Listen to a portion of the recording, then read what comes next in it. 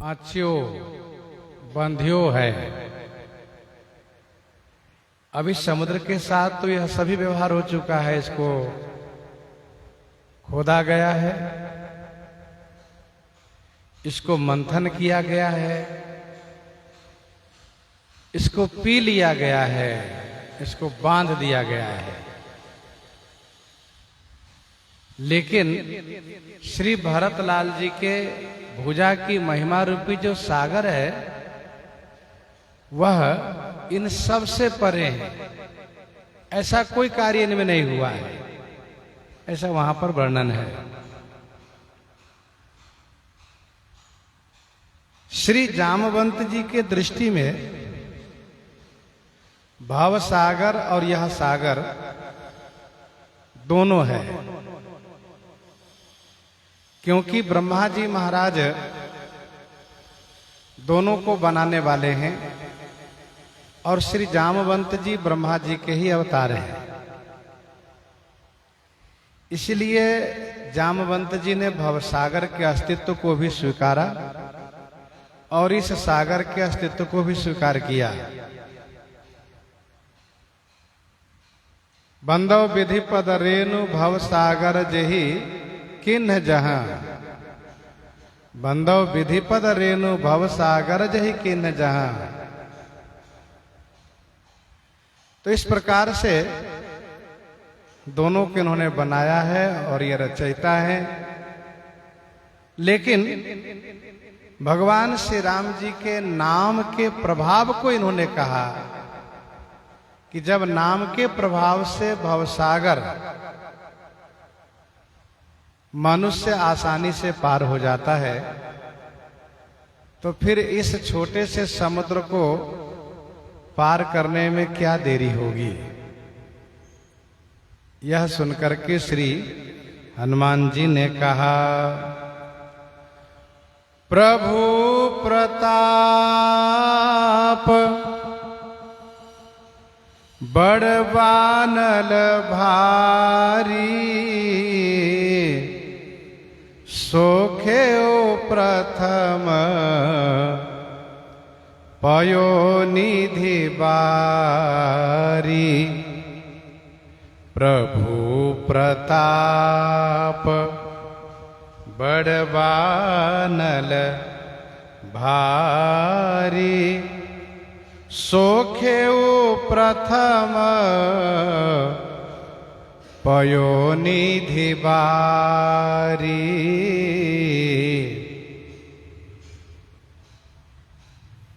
प्रभु प्रताप बड़बानल भारी। प्रभु का प्रताप यानी आपका प्रताप ये भारी बड़बानल है। जिन्होंने प्रथम माने पहले ही भारी पयोनिधि सोखेऊ, भारी पयोनिधि इस सागर को सुखा दिया है।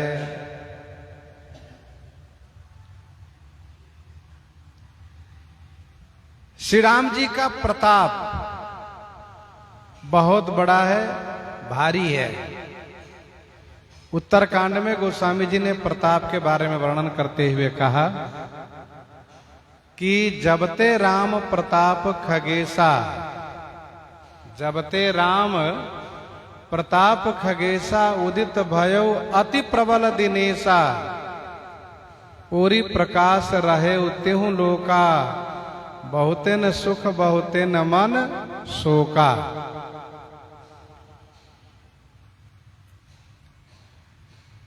उसी प्रताप को लेकर के श्री हनुमान जी कहते हैं, जिस प्रताप के प्रभाव को श्री हनुमान जी ने अनुभव किया है।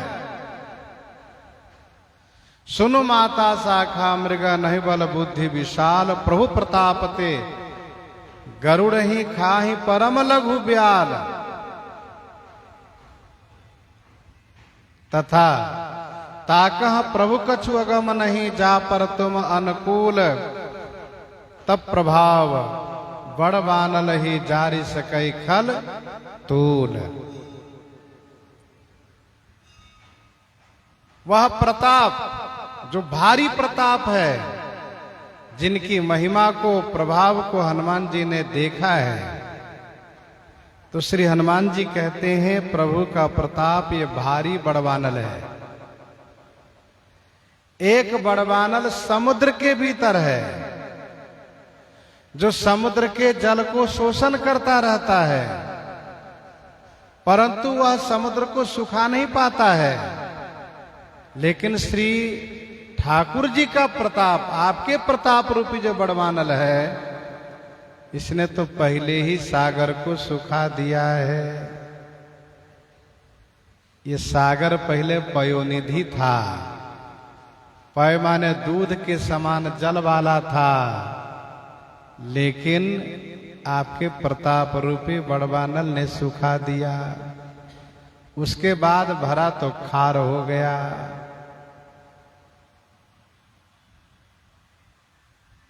बड़वानल समुद्र के भीतर बड़वानल है।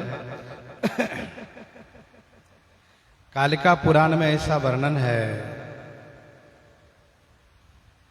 कि भगवान शिव ने काम को जलाने के लिए क्रोध किया था। काम को तो जला दिया, इसके बाद उस क्रोधानल को बड़वानल के रूप में कह लीजिए, अथवा घोड़ी के रूप में, अश्विनी के रूप में, घोड़ी के रूप में उनको समुद्र के भीतर स्थापित किया गया। भगवान शिव ने काम को जलाने के लिए जो क्रोध किया था, तो काम को तो जला दिया उन्होंने। इसके बाद उसी क्रोधानल को बड़वानल के रूप में, वा यूं कहिए कि घोड़ी के रूप में, कालिका पुराण में लिखा है घोड़ी के रूप में उनको समुद्र के भीतर स्थापित किया गया।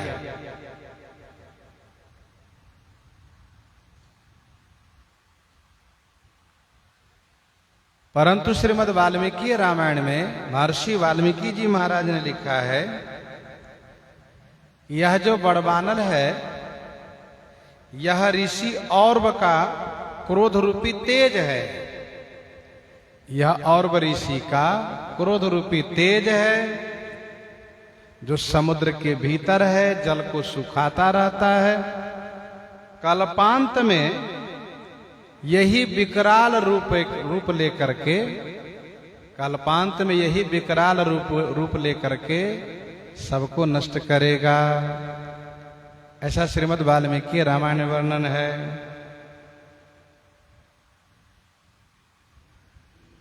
पद्म पुराण सृष्टि खंड में, पद्म पुराण सृष्टि खंड अंतर्गत पुष्कर महात्म में ऐसा वर्णन है। पद्म पुराण सृष्टि खंड अंतर्गत पुष्कर महात्म में ऐसा वर्णन है कि देवताओं की प्रार्थना से, ब्रह्मा जी की आज्ञा से भगवान विष्णु के पास सोने के घड़े में जो बड़वानल था, उस बड़वानल को देवी श्री सरस्वती जी ने समुद्र में पधरा दिया। यह है पद्म पुराण सृष्टि खंड अंतर्गत पुष्कर महात्म में वर्णन कि देवताओं की प्रार्थना से, ब्रह्मा जी की आज्ञा से भगवान विष्णु के पास सोने के घड़े में रखा हुआ बड़वानल को देवी श्री सरस्वती जी ने समुद्र में पधरा दिया है। तो ये बड़वानल है, ये अग्नि है। समुद्र में आए हुए जल को पचाता रहता है। कभी कभी इसके तेज से विशेष लहरें उठने लगती है।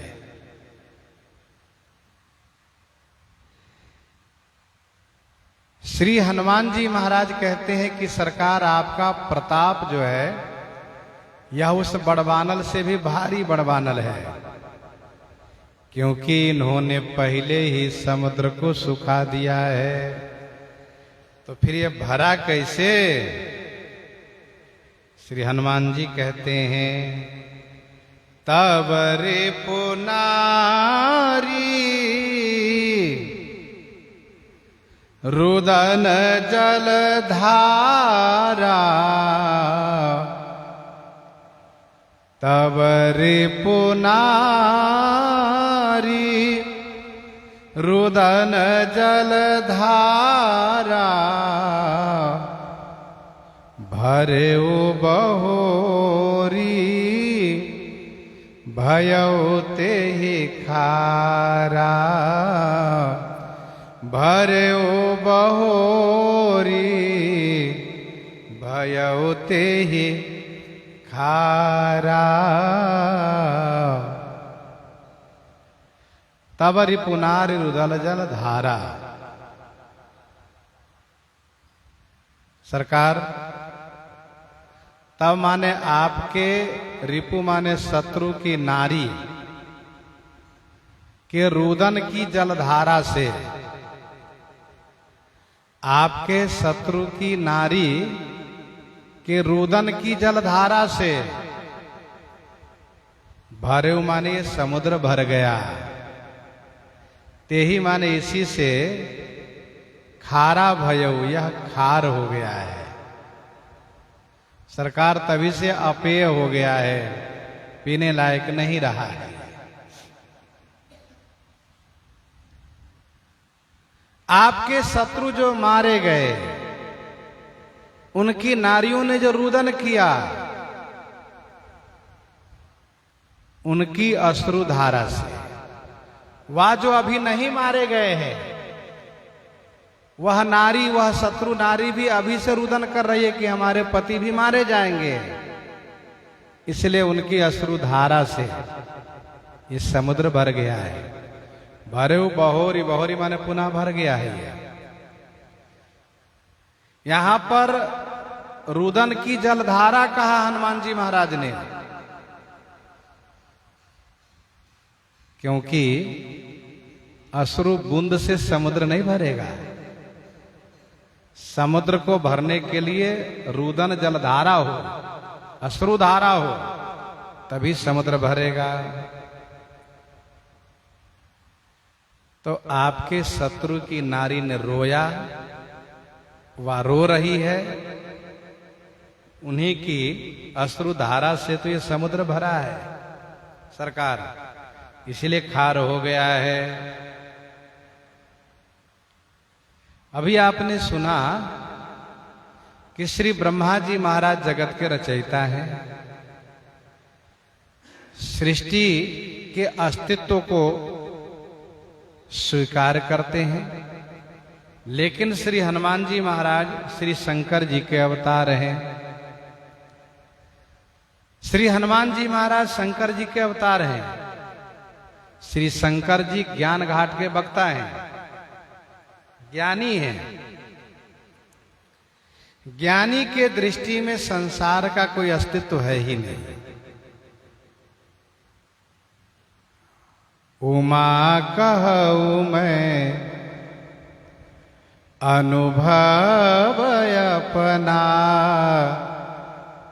सतहरि भजन जगत सब सपना। उमा कहूँ मैं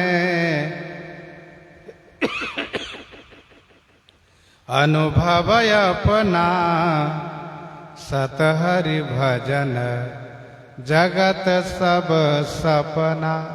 सपना माने कुछ नहीं।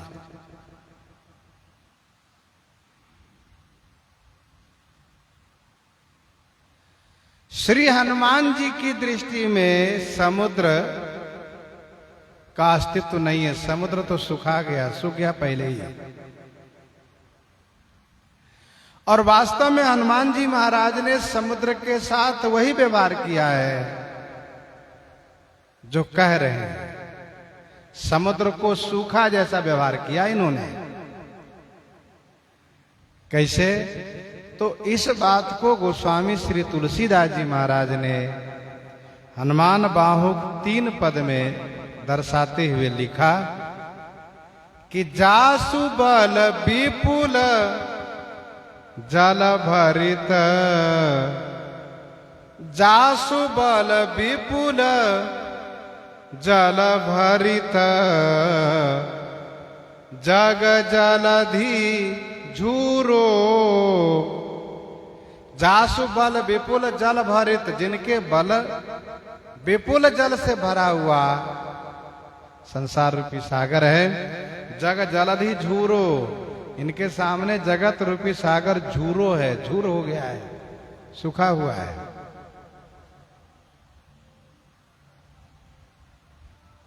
कोई यदि ये कहते हो कि हनुमान जी महाराज झूठ तो नहीं बोल रहे हैं,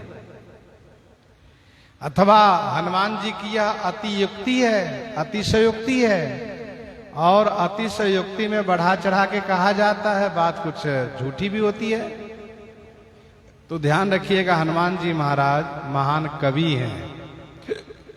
इसलिए इनके वाक्य को गोस्वामी जी ने कहा अतियुक्ति। हनुमान जी महाराज श्री शंकर जी के अवतार हैं, बहुत बड़े ज्ञानी हैं, विद्वान हैं।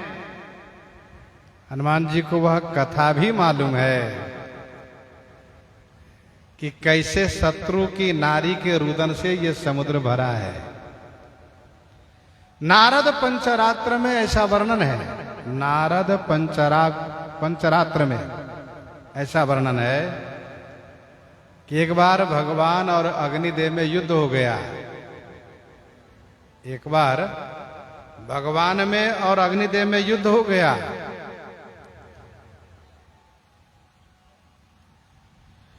तो भगवान अपने चक्र से अग्नि का सिर काट लिया और वो सिर समुद्र में डाल दिया। भगवान चक्र से अग्निदेव के सिर छेदन किए, सिर काट के समुद्र में छोड़ दिए। हुआ क्या? तो समुद्र सूख गया, समुद्र सूख गया।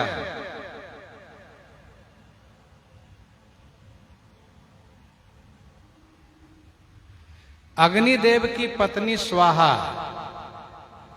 जिसने इतना आंसू बहाया, इतना आंसू बहाया कि उनकी आंसू से ये समुद्र भर गया।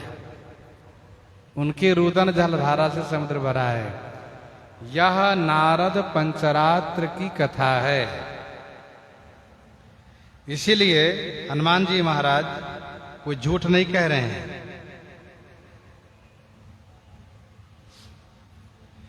तब रिपुनारी रुदन जल धारा, भर्यो बहोरी भयउ तेहि खारा। सुनियति उक्ति पवन सुत केरी, हर से कपि रघुपति तन हेरी। हर से कपि रघुपति तन हेरी।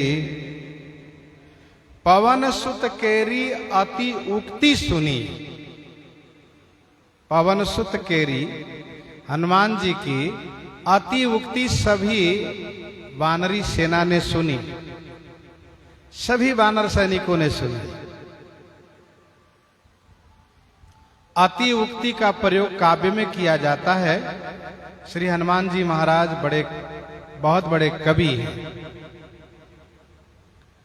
रघुपति तन हेरी कपि हर से, श्री राम जी के शरीर की ओर देख करके सब वानर हर्ष से माने प्रसन्न हो गए। अरे वाह, जय हो हनुमान जी महाराज की जय हो। आपने तो बहुत अच्छी बात बता दी हम लोगों को। इनके प्रताप से समुद्र पहले सूख गया है। इनकी महिमा ऐसी है, इनके शत्रु की नारी के रुदन जलधारा से समुद्र भरा हुआ है। क्या बढ़िया बात आपने बताई। तो ऐसा प्रताप जब श्री राम जी का है तो हम लोग भी निश्चिंत रहेंगे। हम लोग तो केवल निमित्त रहेंगे, सारा कार्य तो इनका प्रताप करेगा। और मानो हनुमान जी कहते यही भाव रखना भी चाहिए आप सबको। कार्य तो प्रभु के प्रताप करेगा, नाम आप लोगों का होगा। सब बड़े प्रसन्न हो गए श्री राम जी की ओर देख करके कि इतना बड़ा प्रताप इनका है, जिनकी सेवा में हम लोग आए हैं, जिनके सेवक हम लोग बने हैं। ये तो हमारा सौभाग्य है। अब गोस्वामी जी आगे कहते हैं, जामवंत बोले दो भाई, नल नील ही सब कथा सुनाई। जामवंत बोले दो भाई, नल नील ही सब कथा सुनाई। जामवंत बोले दो भाई। श्री जामवंत जी महाराज दोनों भाई को बुलाए। कौन दोनों भाई? नल नील को। और उनको सब कथा सुनाए। जामवंत जी महाराज नल नील ही दो भाई दोनों को बुला लिए और उनको सब कथा सुनाए। समुद्र से श्री राम जी की जो वार्ता हुई है वहां नल नील नहीं थे, इसलिए उनको मालूम नहीं है। श्री जामवंत जी ने दोनों भाई को बुला करके कहा, भाइयों, समुद्र ने बताया है श्री राम जी से कि आप दोनों को बाल्य अवस्था में ऋषि का आशीर्वाद मिला है। आप दोनों भाई के स्पर्श करने से पत्थर, शिला पानी में नहीं डूबता है। तो आप दोनों पुल बनाने के लिए तैयार हो जाइए। और ध्यान रहे, पुल में श्री राम जी के प्रताप का ही प्रभाव रहेगा। आप पीछे मत हटिए, नाम आपका होगा, पर पुल तो श्री राम जी के प्रताप से बनेगा। नल नील ही, नल विश्वकर्मा जी के पुत्र हैं। इन्होंने कहा है कि मुझे पिताजी के आशीर्वाद से सभी शिल्पी विद्या प्राप्त है, सभी शिल्पी विद्या प्राप्त है। नील अग्नि का पुत्र है, ऐसा समझना चाहिए। दोनों भाई के पिता दो है लेकिन मां एक ही है, इसलिए दोनों भाई हैं। श्री जामवंत जी ने इन दोनों को बुला करके कथा सुनाते हुए कहा, राम प्रताप सुमिरी मन माही, करहु से तू प्रयास कछु नाही, करहु से तू प्रयास कछु नाही। राम प्रताप सुमिरि मन माही, मन माही राम प्रताप सुमिरी। मन माही, मन में श्री राम जी के प्रताप को सुमिरन करके सेतु करहु, पुल बनाइए। आप दोनों राजमिस्त्री वाला काम कीजिए। प्रयास कछु नाही। कछु माने कुछ भी, प्रयास माने परिश्रम नहीं होगा। हाँ, आप चिंता मत करो कि इतना बड़ा पुल हम कैसे बनाएंगे, कैसे बनेगा हमसे, यह चिंता मत करो। कोई प्रयास नहीं होगा, परिश्रम नहीं होगा, केवल छूना है और उसको सही से जोड़ते जाना है, इतना ही काम करना है। और यहां पर यह भी चिंता नहीं करना है आपको कि हम कैसे उसमें मसाला मिलाएंगे, कैसे मिलाते जाएंगे, भरते जाएंगे, ये सब कुछ नहीं करना है। गाढ़ा मसाला की चिंता आप छोड़ दीजिए, बस केवल आपको सही से जोड़ते जाना है। और आपके दिमाग का काम है यहाँ पर, यहाँ करनी वसूली और साहुल की आवश्यकता नहीं पड़ेगी।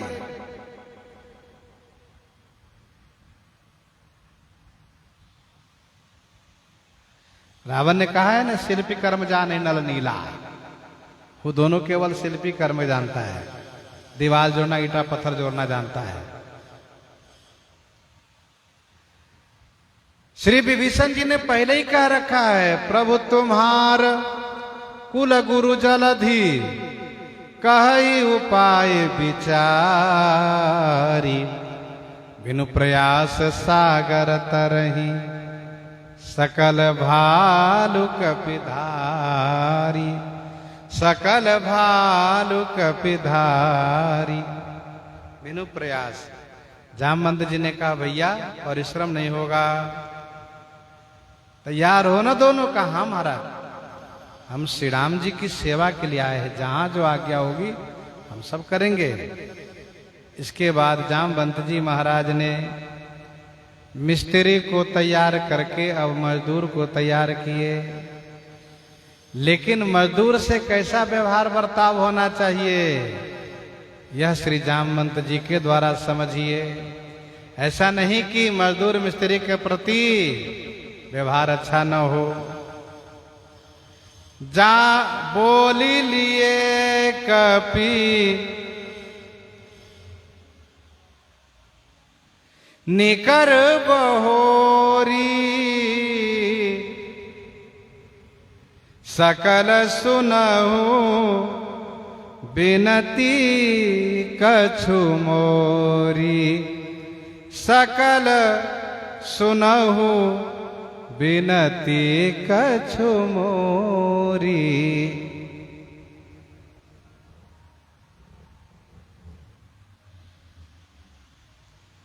बोल लिए कपि निकर बहोरी। बहोरी माने पुनः, कपि निकर बोली लिए। कपि निकर माने वानर समूह को बुला लिए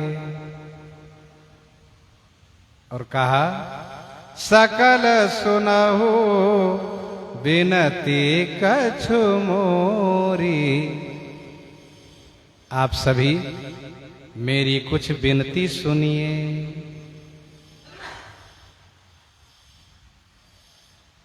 ये श्री जामवंत जी महाराज की विनम्रता है।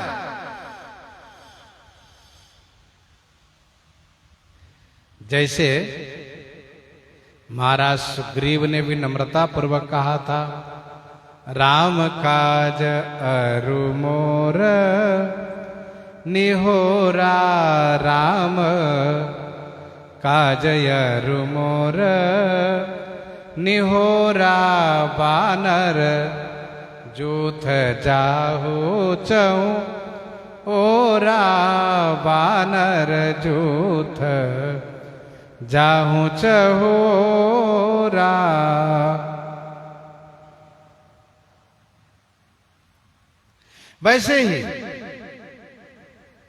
वैसे ही श्री जामवंत जी महाराज ने विनम्रता पूर्वक कहा, सकल सुनहु बिनती कछु मोरी।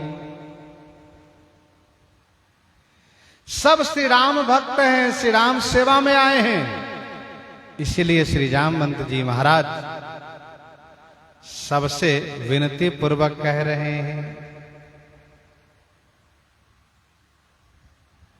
काम है मजदूर वाला।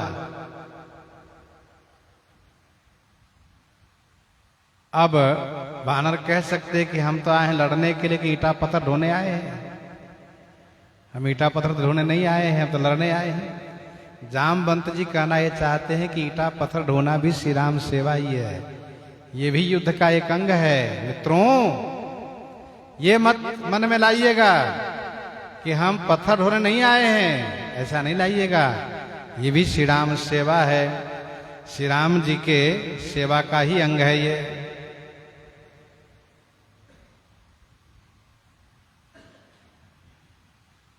देखो, जो समझदार सयाने विवेकी होते हैं, धर्मज्ञ होते हैं, वे कार्य कराने की यही तरीका रखते हैं, जिससे कार्य करने वालों में उत्साह रहता है।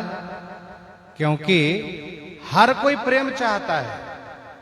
प्रेम से किसी से कुछ कहिएगा तो उनको बुरा नहीं लगेगा, और यदि प्रेम रहित शब्द बोलिएगा तो उनको बुरा लग जाएगा। निषाद राज ने कहा, भाई ही लावो धोख जनी, आजु काज बड़ मोही। सुनि सरोस बोले सुभट, वीर अधीर न होही। भाई ही लावो धोख जनी, आज काज बड़ मोही। ये कार्य कराने की तरीका है।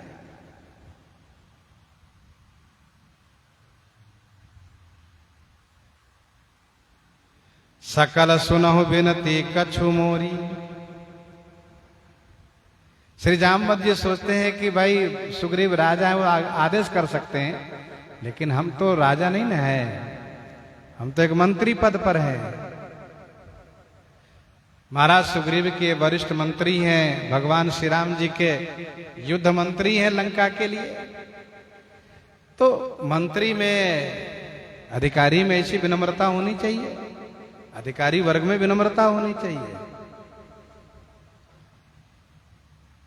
कार्य का आदेश आदेशात्मक न हो, विनम्रता पूर्वक। श्री जामवंत जी कहते हैं, मित्रों, राम चरण पंकज उर धरहु। राम चरण पंकज उर धरहु। कौतुक एक भालु कपि करहु। कौतुक एक भालु कपि करहु।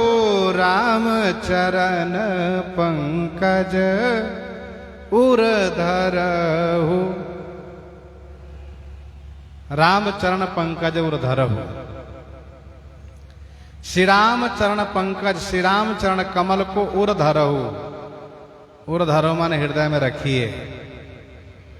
और कौतुक एक भालु कपि करहु। हे भालु कपि, आप सब एक कौतुक करो। जामवंत जी ने भालुओं से भी कहा, हे भालु, हे ऋक्ष, हे कपि, वानर वीरो, आप सब एक कौतुक कीजिए, एक तमाशा कीजिए, खेल कीजिए। आप लोगों का ये खेल होगा और इसी खेल से श्री राम जी की सेवा हो जाएगी। समुद्र पर सेतु का निर्माण हो जाएगा। राम चरण पंकज उर धरहु। श्री राम चरण कमल हृदय में धारण करने से मन एकदम से निर्भय हो जाता है और कोई विघ्न प्रभावित नहीं करता है, विघ्न बाधा नहीं कर पाता है। तभी तो माता श्री सीता जी ने कहा, रघुपति चरण हृदय धरी। तात मधुर फल खाओ। राम चरण सरसिज उर राखी। चला प्रभंजन सुतबल भाखी। श्री हनुमान जी महाराज, कोई विघ्न इनको बाधित नहीं किया। तो श्री जामवंत जी ने कहा कि कौतुक एक भालू कपि करहु। बंदरों ने, भालुओं ने कहा क्या करें महाराज, क्या आदेश है, आप आज्ञा करें। कहा धावहु।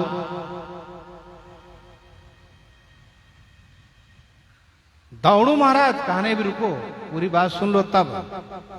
धावहु मरकट बिकट बरूथा। महाराज दौड़ना तो बिल्कुल आसान है, दौड़ना शुरू करें, कहा नहीं नहीं। हे बिकट मरकट बरूथा। बिकट कठिन, मरकट वानर के, बरूथा माने झुंड समूह, धावो माने दौड़ जाइए। उत्तर पूरा पश्चिम की ओर दौड़ जाइए और दौड़ते हुए जाइए और रास्ते में जहां बीटा गिरिन माने पर्वत के समूह मिले उसको उठा करके ले आइए। आनहु बिटप गिरिन के जूथा। महाराज जामवंत जी महाराज कह रहे हैं कि आप लोग दौड़ते हुए जाइए। बिकट मरकट के बरूथा।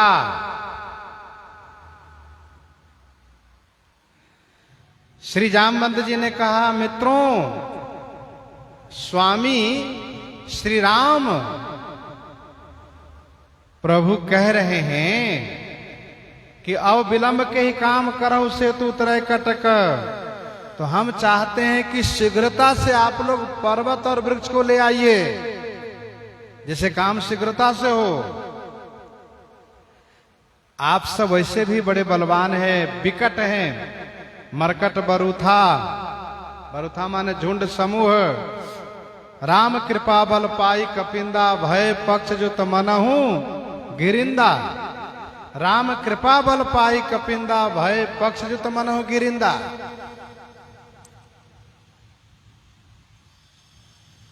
तो आप सब जाइए दौड़ते हुए। बीटप गिरिन के जूथा आनहु। वृक्ष और पर्वतों के समूह लेकर आइए। नीचे वृक्ष, ऊपर से पहाड़ रखते जाएंगे, अथवा तो पर्वतों के द्वारा जो पुल बनाए जाएंगे तो किनारे किनारे वृक्ष लगा दिए जाएंगे, जिससे पर्वत पुल की शोभा भी होगी। जैसे रोड किनारे वृक्ष लगा दिए जाते हैं, वैसे पुल किनारे हम वृक्ष लगाएंगे। बड़े बड़े वृक्ष लाए, लगा हुआ रहेगा, लग जाएगा, और उससे शोभा होगी, छाया भी रहेगी, अच्छा रहेगा। ठीक है महाराज। सुनि कपि भालू चले करि हूहा। सुनि कपि भालू चले करि हूहा। जय रघुवीर प्रताप समूहा।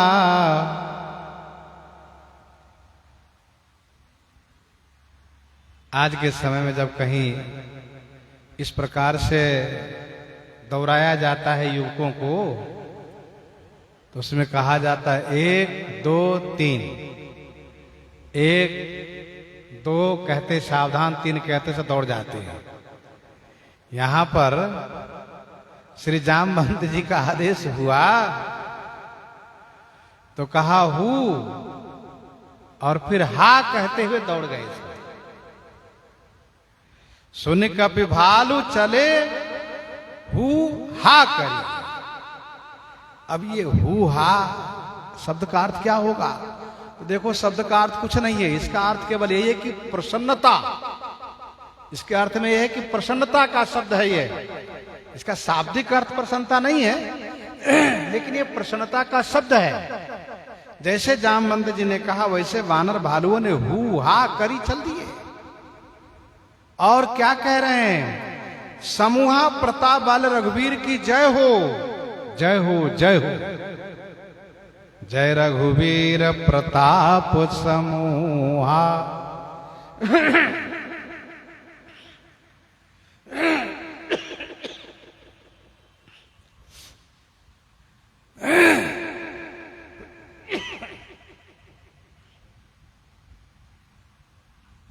ये जो बानर भालू जा रहे हैं, ऐसा नहीं कि छोटा छोटा वह हल्के पर्वत उठा के लाने जा रहे, ऐसा नहीं। छोटे मोटे को छोड़ते गए, बड़े बड़े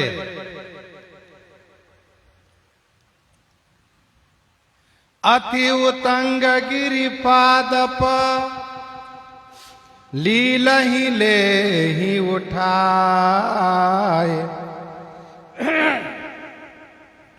आनि देहि नल नीलहि रचहित सेतु बनाए। अति उतंग, जो सबसे ऊंचे ऊंचे, उतंग माने ऊंचा, ऊंचे ऊंचे, गिरी माने पर्वत, पादप माने वृक्ष को, लीला ही उठा ही ले ही। लीला ही माने खेल में उठा लेते हैं, लीला ही माने खेल में ही उठा लेते हैं। आनि देहि नल नीलहि, आनी माने ला करके, नल और नील को देते हैं। आनि देहि नल नीलहि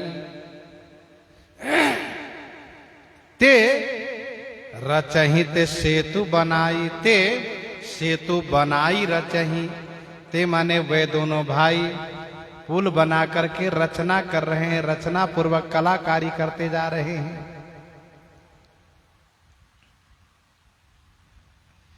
इसीलिए उत्तर भारत के क्षेत्र प्रायः पर्वतों से खाली हो गया है। उठाते गए, उठाते गए, और अयोध्या, मिथिला, आसपास के जितने प्रदेश क्षेत्र है, ये काशी वगैरह इस क्षेत्र के, विंध्याचल को छोड़कर बाकी सभी पर्वत उठा ले गए। विंध्याचल लेटा हुआ पर्वत है।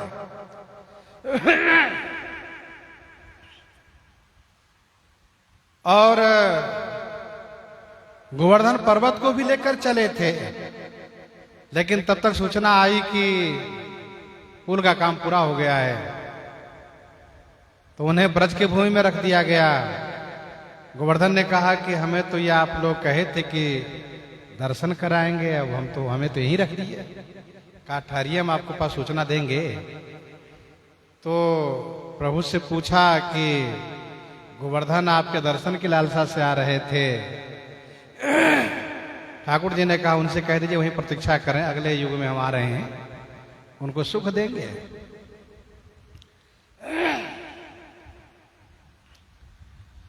तो अच्छा, उत्तर से प्रायः पर्वतों को लेकर चले हैं, उत्तर, पूर्व, पश्चिम। और जब यह हुआ कि पुल का काम पूरा हो गया, तो क्षेत्र में हुआ कि पर्वत यहीं रख दो। तो आप दक्षिण समुद्र के आसपास में, नासिक के क्षेत्र में इधर भी काफी ऐसी दूर तक जो पर्वत रखे गए हैं। बड़ी संख्या में बानर थे। महाराज एकदम से उठा के ले गए बड़े बड़े पर्वत, छोटे मोटे को छोड़ते गए, इसलिए टीला लगा। छोटे मोटे पर्वत सब पड़े हुए हैं काफी। इधर के तो सफाया कर दिए, उधर अभी कुछ पड़े हुए हैं छोटे छोटे, लेकिन बड़े बड़े पर्वत सब उठा ले गए। आनि देहि नल नीलहि रचित सेतु बनाई। अच्छा, कोई छोटा पर्वत, छोटा वृक्ष नहीं उठाता है, क्यों? दूसरा हंसी करेगा, क्यों जी? क्या बात है, अभी से इतने छोटे उठा रहे हो, बचा रहे हो शरीर। इसलिए वे अति उतंग, जो सबसे ऊंचे ऊंचे पर्वत है, वृक्ष है, उसको उठाते हैं और खेल में ही उठाते हैं। ऐसा नहीं कि परिश्रम पड़ता है। 60 लाख योजन से श्री हनुमान जी महाराज द्रोणाचल पर्वत को उठा लाए। ये वानर लोग पुल बनाने के लिए उत्तर पूर्व पश्चिम से बड़े बड़े पर्वत और वृक्ष उठा लाए। यह है श्री रामा दल का पौरुष। श्री राम जी कृपा से उनमें बल है। नल नील दोनों भाई खड़े हैं और लेते जाते हैं और बैठाते जा रहे हैं, मिलाते जा रहे हैं और इसके बाद रचना भी कर रहे हैं, कलाकारी कर रहे हैं। आगे सुनिएगा। देखे सेतु अति सुंदर रचना, देखे सेतु अति सुंदर रचना, बिहसे कृपा निधि बोले बचना। देखो मिस्त्री की कलाकारी होती है। हर मिस्त्री जो जिस क्षेत्र में होते हैं, ईंटा जोड़ने वाले हो और चाहे जो जिस काम में हो, लकड़ी काम करने वाले हो, ईंट पत्थर काम करने वाले हो, कपड़े के काम करने वाले, सबके पास कलाकारी होती है। वो कला दिखाता है। नल नील दोनों भाई कला दिखा रहे हैं। विश्वकर्मा जी के पुत्र हैं, फिर क्या कहना है। शिल्पी कला में कुशल है। शैल विशाल यानी कपि देहि, कंदु कई बनल नीलत लेहि।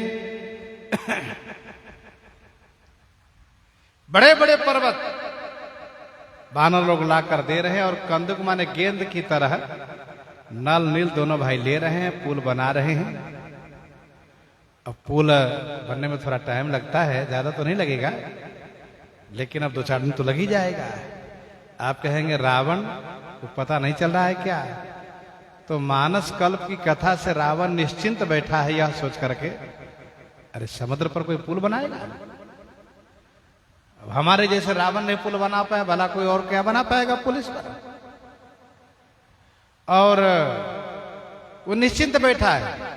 रही बात इनके मंत्री लोग, तो यदि समाचार पाते भी तो सोचते क्या सुनाना है, महाराज को मानना तो है नहीं, चलो सुनाने से क्या मतलब। इसीलिए पुल बन जाने के बाद एकदम से जब रावण को सूचना मिलती तो रावण घबरा जाता है और तुरंत बैठक बुलाता है, सभा में बोलता है क्या हो गया। ये सब श्रवण हम लोग धीरे धीरे करके करेंगे। प्रसंग को यहीं पर हृदयांगम करते आइए श्रवण करते श्री कवितावली रामायण जी से।